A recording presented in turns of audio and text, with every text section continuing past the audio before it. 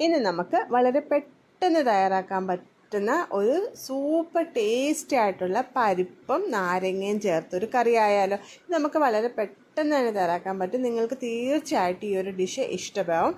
അപ്പം നമുക്കിനി വീഡിയോയിലേക്ക് കിടക്കാം.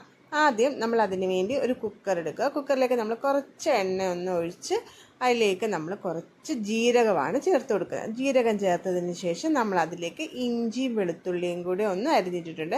നിങ്ങൾക്ക് വേണമെങ്കിൽ ഇത് ചതച്ചിട്ടായാലും ഇഞ്ചി വെളുത്തുള്ളി ചേർത്ത് കൊടുക്കാം. പിന്നെ ഞാൻ ചെറിയൊരു കഷ്ണം നമ്മുടെ ഉള്ളിയും കൂടി ഇതിലേക്കൊന്ന് സവാള കൂടി അരിഞ്ഞ് ഇതിലേക്ക് ചേർത്ത് ഒന്ന് വഴറ്റിയെടുക്കുക. റോസ്റ്റ് ഒന്നും ആവേണ്ട, ജസ്റ്റ് ഒന്ന് വഴറ്റിയാൽ മാത്രം മതിയാകും.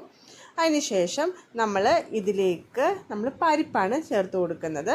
പരിപ്പ് ഇതിലിപ്പം ഞാൻ 2 തരത്തിലുള്ള പരിപ്പും കൂടെ മിക്സ് ചെയ്തിട്ടാണ് ചേർത്തിരിക്കുന്നത്. നമ്മുടെ ചുമന്ന പരിപ്പും നമ്മുടെ സാധാ തുമരപ്പരിപ്പും കൂടെ.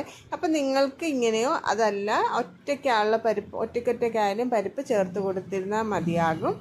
അതിലേക്ക് നമ്മൾ ആവശ്യത്തിന് മഞ്ഞൾപ്പൊടി, അതുപോലെ തന്നെ മുളക് പൊടി അത്യാവശ്യം നല്ല രീതിയിൽ തന്നെ ചേർക്കും, ഒരു കളറിനൊക്കെ വേണ്ടി. എരിയുള്ളതാണെങ്കിൽ അതനുസരിച്ചിട്ടൊക്കെ ചേർത്താൽ മതിയാകും. ആവശ്യത്തിന് ഉപ്പ്, അതുപോലെ അത്യാവശ്യം നല്ല രീതിയിൽ തന്നെ നമ്മൾ കുറച്ച് കായപ്പൊടിയും കൂടി ചേർക്കണം. കായെന്ന് വെച്ച് നല്ല രീതിയിൽ തന്നെ ചേർത്ത് കൊടുക്കുക.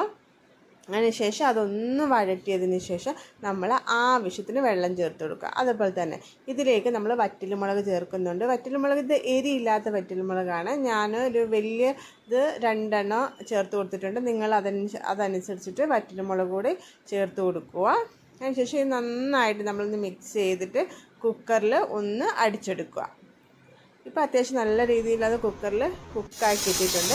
ഇനി നമ്മൾ വേറൊരു പാത്രത്തിലേക്ക് മാറ്റി അതിലേക്ക് നമ്മൾ കുറച്ച് തേങ്ങാപ്പാലാണ് ചേർക്കുന്നത്. അപ്പം നിങ്ങൾ തേങ്ങാപ്പാലൂടെയൊക്കെ ചേർത്തതിന് ശേഷം ഞാനിത് കോക്കനട്ട് മിൽക്ക് പൗഡറില്ലേ, അത് കലക്കിയതാണ്.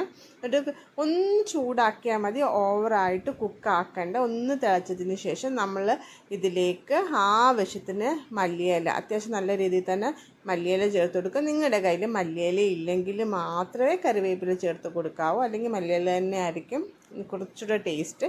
മല്ലിയില ഇഷ്ടമല്ലാത്തവരും മല്ലിയില ഇല്ലാത്തവരും ആണെങ്കിൽ നിങ്ങൾ കറിവേപ്പില തന്നെ ചേർത്ത് കൊടുക്കുക. അതിനുശേഷം നമ്മൾ നാരങ്ങ നീര്, ഞാൻ ഒരു മീഡിയം സൈസിലുള്ള 2 നാരങ്ങയാണ് എടുത്തിരിക്കുന്നത്. അപ്പം നിങ്ങൾ അത്യാവശ്യം വലിപ്പമുള്ളതാണെങ്കിൽ ഒറ്റ നാരങ്ങ മതിയാകും, അതല്ലെങ്കിൽ 2 നാരങ്ങയുടെ നീര് തന്നെ ചേർത്ത് കൊടുക്കുക. പിന്നെ നിങ്ങൾ ഈ ഒരു ടൈമിൽ ഗ്യാസ് ഓഫ് ചെയ്തിട്ട് ചേർത്ത് കൊടുക്കുക. പിന്നെ നമ്മൾ ഉപ്പൊക്കെ നോക്കി കഴിഞ്ഞിരുന്നാൽ നല്ല ടേസ്റ്റി ആയിട്ടുള്ള പരിപ്പ് നാരങ്ങയും കൂടിയുള്ള ഒരു കറി തയ്യാറാണ്. നിങ്ങൾ ട്രൈ ചെയ്ത് നോക്കണം.